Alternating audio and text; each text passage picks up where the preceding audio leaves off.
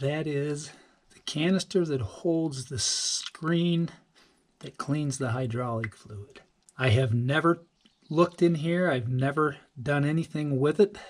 I had a comment asking me if I'd ever done this, and I thought I had, but I went back and looked, and I have not. So anyway, this is the first for both of us. I've tried everything I can try, but it just does not want to come loose.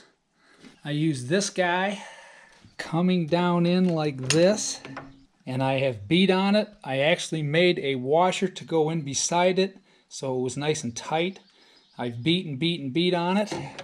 I have also been tapping this with a hammer, and I've done that probably 6 or 7 times, maybe 8, just lightly tapping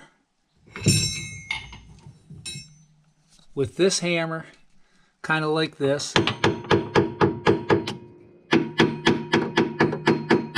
Not hard enough to do anything to it, because I do believe that this canister here is steel, and I think this is cast iron or cast of some kind. It may be that white metal cast, I don't know. But anyway, it is time to get in here with my big wrench and see if I've done any good. So let's see if I can get this thing off. All right, this is a 1-inch end wrench, and it fits this perfectly. So let's see if we can get this puppy to move. I have not had any luck with this at all. So let's go and see what we get here.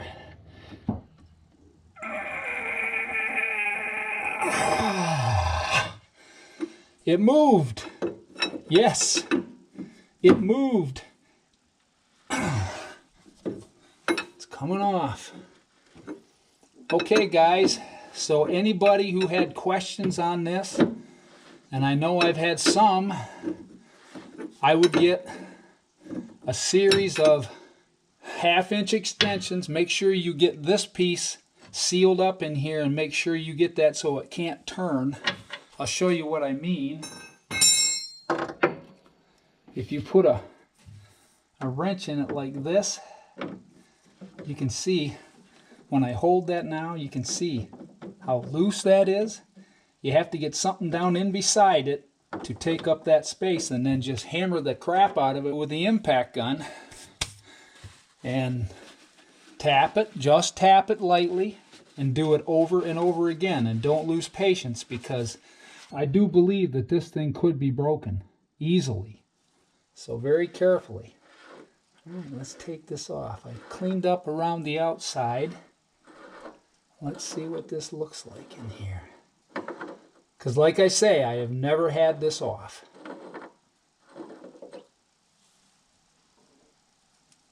That's that. And boy, there's a bunch of crap in there.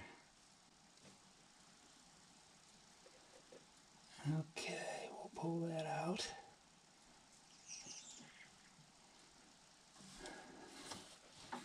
Look at all that stuff. That's the stuff that did not get into my reservoir. All right, let's take this over on the bench, and we'll tap this out, and we'll see what we got. And then this is just a clean and replace. That's all you do with it. I'm actually going to let that drain out before I do anything more with it. Do not know what that is.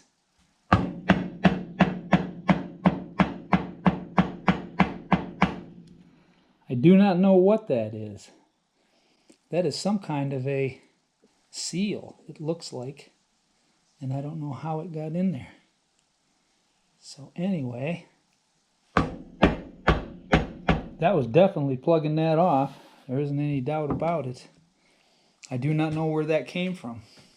So I'm thinking that this screen has done the job. Now I've got to get some solvent or something out, and I have to clean this screen and get it all cleaned up.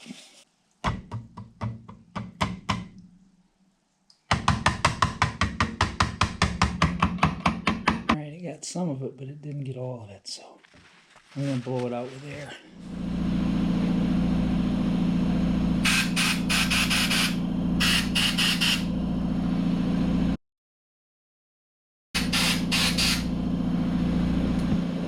got this kind of cool brush here. It's a soft bristle brush. It's not a wire brush, so I think this might help a lot.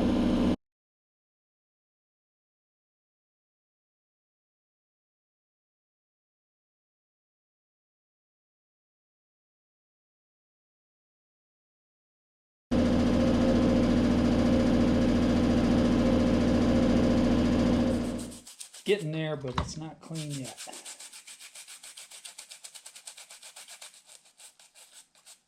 Shiny and clean, beautiful. All right, now we'll go put this back in and get the cap back on. I'm not going to put this case back on. There is a case here, and there's a bolt in the bottom that goes here, and there's a bolt in the top that goes here, and it slides in there. I'm not going to put that back in until I start this and make sure that this is not leaking anywhere. Now, the next step is there, under these caps here, there are filters on both sides that go to the chain case because these wheels are driven with chains. These need to be taken off, and there's filters under there that need to be cleaned. That's the next step. Then we'll move to the back of the machine and do some other things. Trying some channel locks here first. Hey, look at that. I think they're supposed to be breathers, so I do not believe that there should be any oil in these. Must be this guy is the filter, because I see some stuff back in here. It looks like it goes around, and maybe it's a breather for that. That looks like it to me. So we will clean this in our solvent and try and get it cleaned up as good as we can. So let's go do that. Gonna try and get the other one loose and just do both of them at the same time. This one's kind of grimy looking. Okay, it's gonna come too. Good. Okay, no oil there. All right, let's go clean these.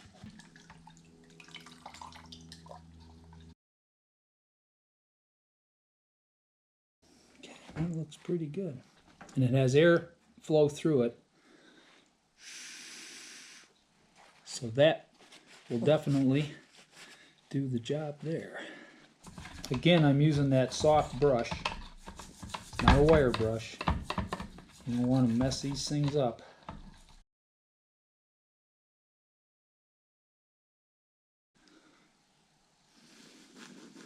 Yep, she's fine as well. Okay, we can put these guys back in, because all they do is the air comes, if it builds up in here after it's screwed in, it just alleviates it here. It lets any pressure come out. I'm sure there's a diaphragm in these of some kind that keeps that from getting any crap in it. And believe it or not, these weren't that tight. I'm just going to take my channel locks and just snug these. That's all they were. They were just snug. About like that. Probably about like an oil filter. Seemed like I turned them about a quarter turn and they loosened right up. This screen is now clean, and these two breathers are clean. So let's go back to the back of the machine and do some other stuff. We got to look at the air filter. I want to get that looked at next. Okay, if anybody knows what this could have come from, would you let me know in the comments, because it looks like some kind of a silicone seal. But I do not have any leaks in my hydraulic system at all. There's a little tiny bit of metal here, which you'd expect to find. You know, a little bit, but it's not much. This is all plastic or rubber, and I don't know what that is. So if anybody can let me know, I'd sure appreciate it. Thank you in advance. Okay, I've let the bucket down. I took it off the pins. And I put these blocks under the arms, and I think I can get to this guy now. It has a filter on it and a number, and I think it's different than my 91, but I do not know. So I have to get this off and take this off. and take it out and look at it, because it looks like exactly what's on my 91. And I wouldn't doubt it. One's a 1990 and one's a 1998, so it's possible they're the same. I don't know. We're going to find out here directly.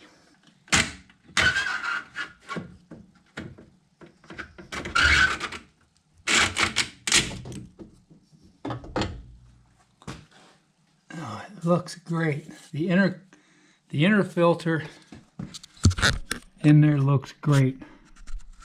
It looks very clean and all that. They are not the same size. This one is a lot bigger, but it doesn't look bad. So I think what I will do with this is I think I'll just blow it off gently and put it back in and clean it up. I don't think there's any problem with this filter at all. It looks clean to me. I mean, there's a little dark inside.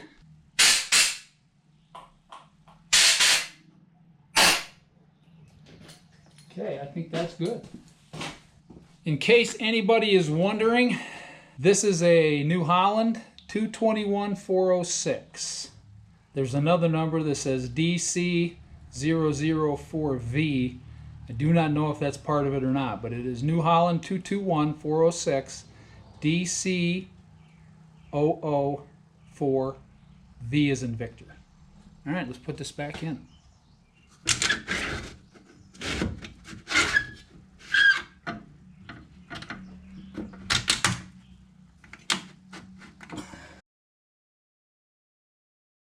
I'll show you those numbers there.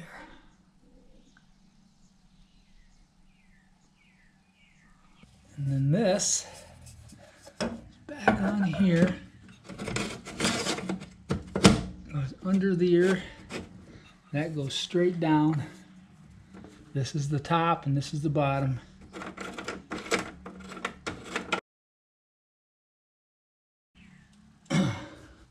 The only other thing I'm going to do here is there's two filters under here that are basically a suction filter and a return filter. And I've got those ordered, and I'm going to put those in as a part of this video. We've got all this buttoned back up. Everything's done here. But I got to show you something else.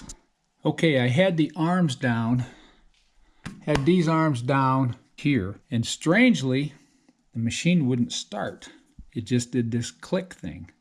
So anyway, after a little while of diagnosing, I managed to get these guys off, and I managed to get my dump truck up here with my heavy duty jumper cables, and I got hooked onto this cable here and I got it to run.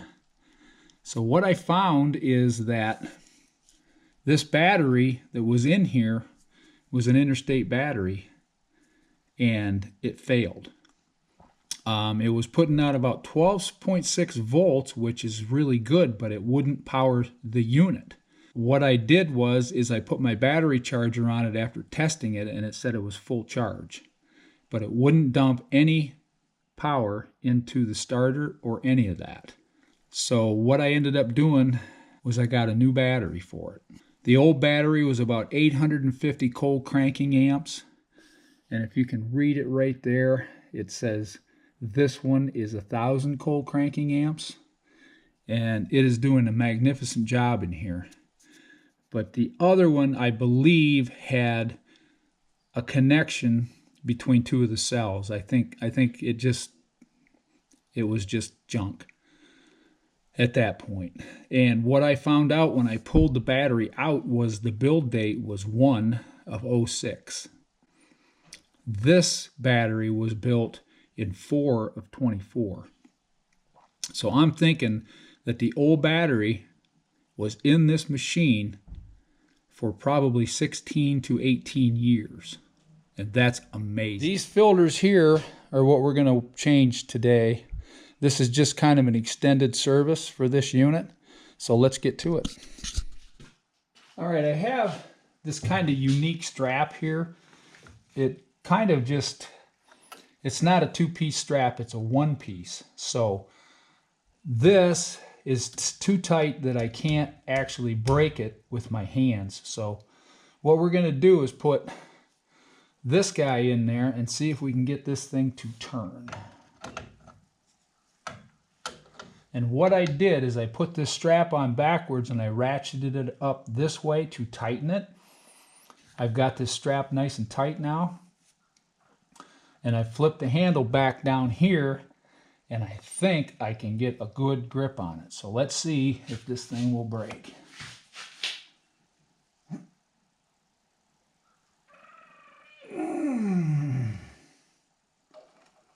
Okay, it turned. So now I'm going to take the strap back off and see if I can move it by hand. And then I'm going to try this one by hand, and if I can do it, I will, or I'll have to put maybe this strap on this. So let's see what we got here. Okay. But that's all right. It ain't leaking. So let's see if we can twist this big guy by hand now. Yep. Okay. So now I'm going to get on this guy and see if I can move him by hand or whether I can't.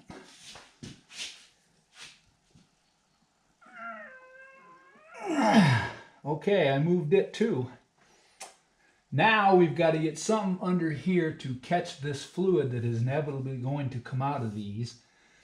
All right, I've got this pan worked in under here, and I think the oil will come down behind this plate and right into it.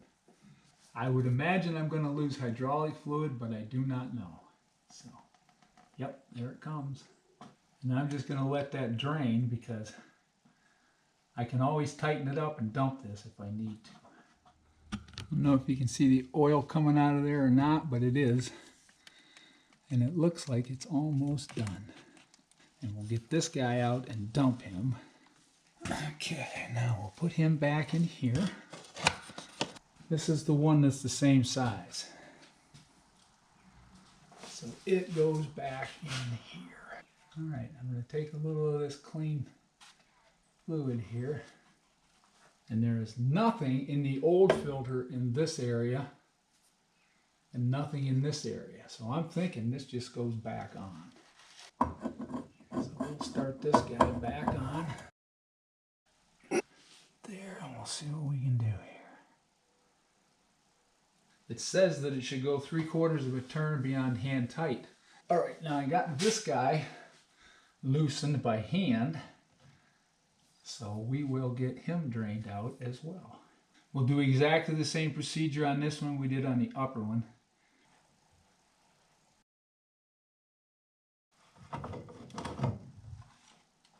Then I'll go get another clean rag and put in that. I think this one is basically, it's got the ring inside it. And I think it just goes up against here.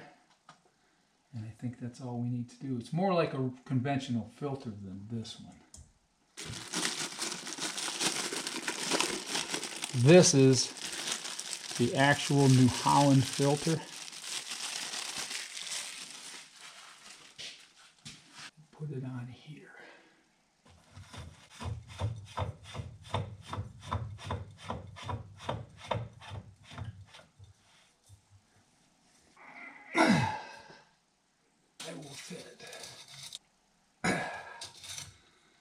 That one's tight enough. There. I'm going to mark these when the next hour change is. Okay, these will have to be changed at 1930 hours, according to the hours that's on my machine. So I'm going to write that on both of them.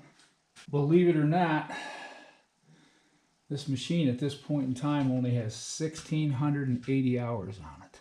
That's pretty amazing for a machine of this age. Okay, we got that done. Now we're going to have to fire up and make sure nothing leaks.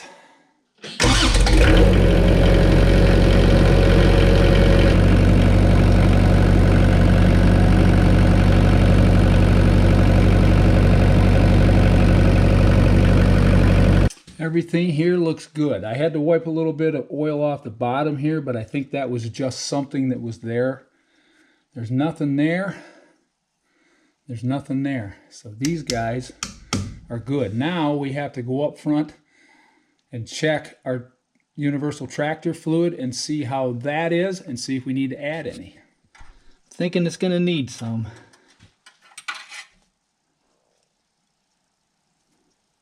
Yep, it's right about there. So it'll probably need about a quart of universal tractor fluid here. And I'm going to put that in and then check it.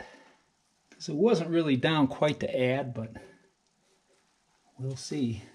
Yep, she's full. It's right here. Yep, okay. That is done. And this job is done. So that concludes the extended service on my New Holland 555. We cleaned the screen, we cleaned these vents, we replaced the filters for the hydraulic system. So now it's time to go split the wood. So anyway, I'm very happy that you joined me today. Please like and subscribe if you would. And keep working hard. Always work hard. Thank you so much for watching. We will catch you on the next video. Have a great day.